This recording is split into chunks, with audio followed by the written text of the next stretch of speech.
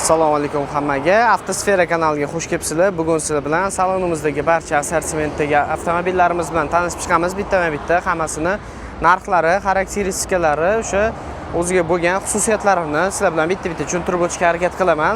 Bo'lmasa boshladik. Xo'p, bu yerda avtomobillarimiz, birinchisidan boshlaydigan bo'lsak, mana bu yashil turgan внедорожник hisoblanadi. Zipal G318 modeli. 4 ta privedli, buni ikkita zadniy privedligi ham bo'ladi. Bu o'sha pnevmali 4 ta privedli varianti. Eng full pozitsiyasi yili 2024 bo'ladi, 0 probekda. Salonlari ham rangi chiroyli, ko'k, fistashkoviy rang hisoblanadi. Kalta ichkari deydi. Ko'rishingiz mumkin. 60 cm suvgacha bemalol yura oladi. Внедорожник полноценный hisoblanadi. Tepadagi chiroqlari ham yonadi chiroyli bo'lib. 360 kamera, kurs kontrol, hamma narsasi bor nima funksiya kerak bo'lsa. Narxiga keladigan bo'lsak, $30,200. Bu xitoylik shu yerda boshqaruvchi. Bu Zipal S07 ni elektr varianti 610 talik hisoblanadi. Yili 2025 bo'ladi. Ko'rishingiz mumkin. 20 diskada, buni 19 diskali varianti ham bo'ladi. Salonning rangi oranjiviy. Bu akalar, bu max pozitsiyasi, ultra pozitsiyasi emas. Bunda farqi atamanka oldi passajir sideniyasida atamankasi bilan massajı bo'lmaydi, xolodilnigi ham bo'lmaydi. Ko'rishingiz mumkin. Buni narxiga keladigan bo'lsak, $29,500. Xo'p, ikkinchi keyingi mashinamizga keladigan bo'lsak, Zipal S05 ko'rishingiz mumkin. 18 diskali razmerdagi varianti bu akalar. Gibrid 1,5 litrli motor, 1200 km zapas hodi, 1000 km atrofida yuradi. Bu max pozitsiyasi. Ko'rishingiz mumkin, oranjiviy salon. Juda ham chiroyli mashina. S05'imizning narxiga keladigan bo'lsak, $23,100. Xo'p, yonida yana bitta elektr, o'sha boyagi S07 ni yana elektr variant, xuddi o'shandan. Yonida esa hozirgi 2025-26-yil trend bo'layotgan mashina Dongfeng EP008 hisoblanadi. Bu gibrid varianti 26-yil, toza 26, bu hech qanday 25 restyling varianti emas. Ko'rishingiz mumkin. Tashqi tomonlama asosan shu diskalarida farqlari bo'ladi.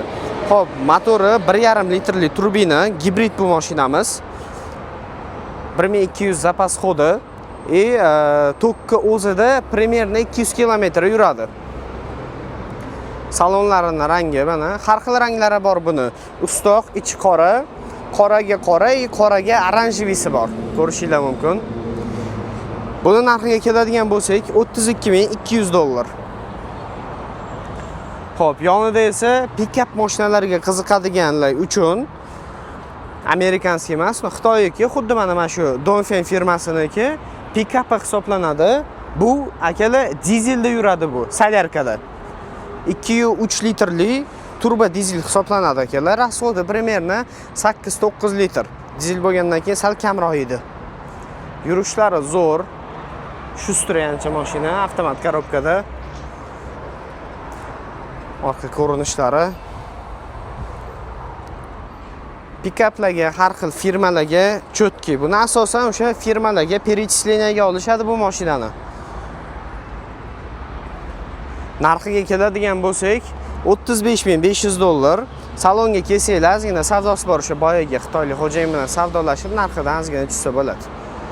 Xo'p, yonidagi mashinamiz Zipal 230 Max, bu S07 ni o'sha 230 Max varianti. Buni ultra varianti ham bo'ladi. Bu ultra emas, Max. Balonlarini ko'rishingiz mumkin. Salonlarida mana bu podsvetkasi bo'lmaydi, Dolby Atmos akustika sistemasi bo'lmaydi. Ozgina farqlari bor ultradan ko'ra. Xolodilniklari ham bo'lmaydi buni. Gibrid bu ham tokki o'zida 230 ta yuradi.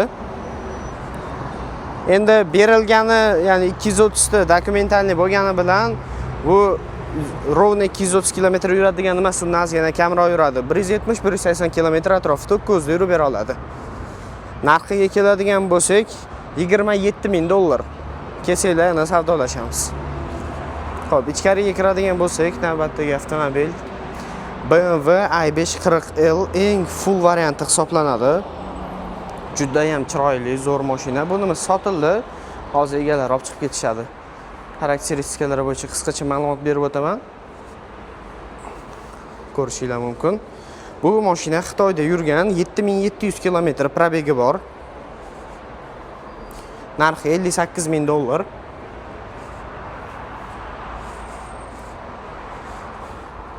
Eng full varianti o'sha orqada monitorli varianti.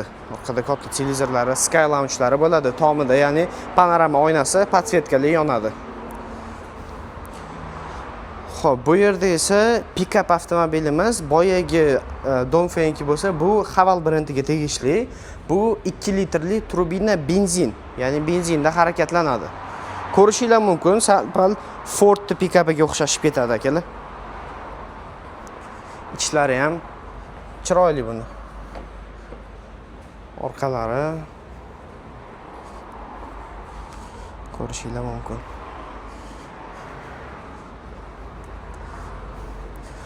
Xo'p, akalar, endi bunisi yonidagi Dongfeng 008 gibrid. Boya tashqarida ko'rganimizni ichkarida ham bor. Bu o'sha qoraga oranjli rangi. Kommentariyaga fikringizni bildirib ketinglar. Shuni qora rangi chiroylimi, oqimi? Xo'p, yonida Dongfeng 008 gibridi, faqat bu 2025 restylingdan oldingi holati. Mana diskalarini ko'rishingiz mumkin. Buniki kalpakli bo'ladi. 26 niki esa mana diskali bo'ladi. Tashqi ko'rinishlarida unaqa asosiy farqi yo'q. Keyin qiziqarli ma'lumotlar, farqlarini tushuntirib o'taman. Oldi emblemasi buniki yonadi. 2026 da yonmaydi. Undan tashqari yana qiziqarli ma'lumot, 2024-25 variantlarida zaryadkaga tiqqaningizda mana bu zaryadchik indikatori bor, yonadi bu ham. 2026 da uni olib tashlashgan bu funksiyani. Ichlari keladigan bo'lsak, ichlariga mana ko'rishingiz mumkin. Aytgancha bu 5 tali variantimiz. O'sha orqa qatori bo'lmaydi bu, ya'ni 3 qatorli emas, 2 qatorli hisoblanadi. Atamankalari bor mana. Xolodilnik, monitorlari, hamma narsasi bor. Ichki farqlardan tushuntiradigan bo'lsak, bunda akalar mana bu burchida Face ID'si bor. Face ID'si nima uchun? O'sha mashinada mabodo yo'l po'lda uxlab qolsangiz, ko'zingiz yumilsa, remenni tortib qisib uyg'otadi sizni. Undan tashqari buni kolonkalari bor podgolovnikida. 2026 versiyada o'sha yo'q. Buni narxi akalar bir dona qoldi, $29,000 ga berib yuboramiz akalar. Pastda raqamni qoldiramiz, o'shalarga aloqaga chiqasizlar. Yonimizda yana bitta Dongfeng gibridi. Bu haqida hozir to'xtalib o'tdik. Xo'p.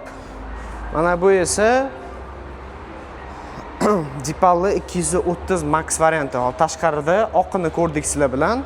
Endi o'shani bu qora varianti. Bu qora deganda qanaqa? Bu quyoshda bunaqa ko'k ottенка berib yaltiraydi akalar. Ko'k zirnisti rangi bor.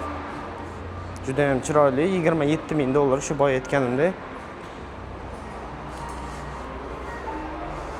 Xo'p, bu yerda Dipal S07 ni eng arzon varianti 215 Max varianti. Gibrid bu ham 1,5 litrli motor, 1200 km yuradi gibrid holatda. 215 degani bu 9 da 215 km berilgan degani. Bu 150-140 km atrofida yurib beradigan tozasi.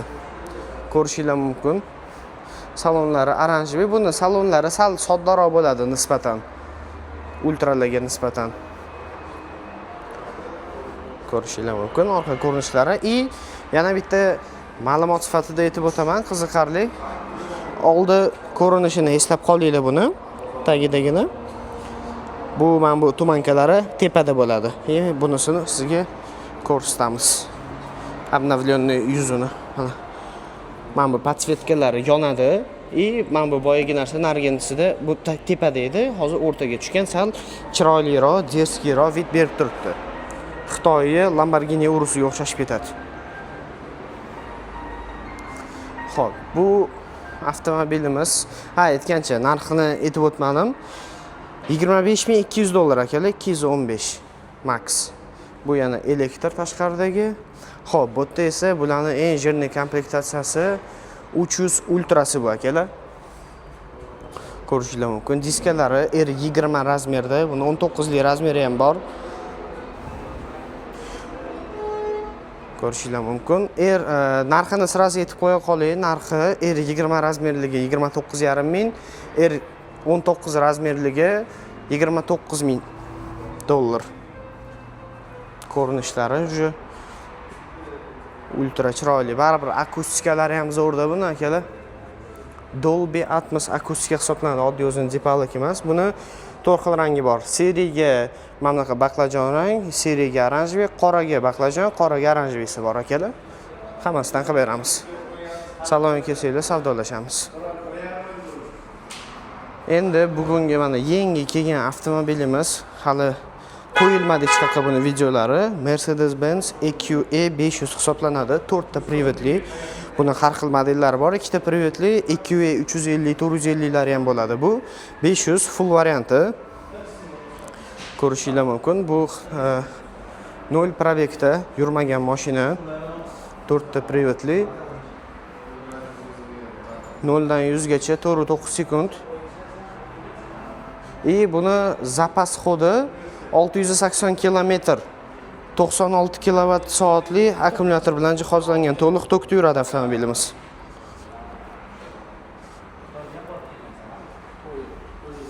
Narxini ham tushuntirib o'tamiz akalar. Hozir salonni ochib olaylik. Narxi $58,500. Salonni ko'rsatamiz. Salonga kelsanglar yana savdosi bor akalar. Shu xitoylik bilan savdolashib, tarjimonlarimiz bor, narxidan o'tib beradi. Salonlari juda ham zo'r, yumshoq.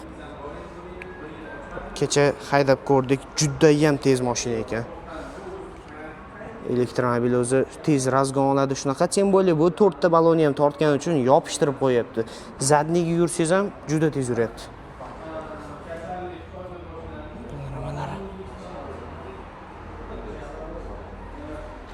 Xullas shunday gaplar akalar. Xudo xolasa bugungi obzorimizdagi avtomobillar shu edi. Ko'rishingiz mumkin. Manzilni qisqacha tushuntirib o'taman sizlarga. Xo'p, manzilimiz Sergeli Choshtepada. Xo'p, bu taraf Erkin postdan, ipodrom tarafdan kelaverish yo'li. Shu bilan Sergeliga kirib ketiladi. Bu yerda o'sha KFC avto bor Sergelidagi. Bu Flowers Garden Park mana ko'rib turibsizlar. Shunday yo'lda bo'yida akalar. Bu yerda mahalla restorani bor.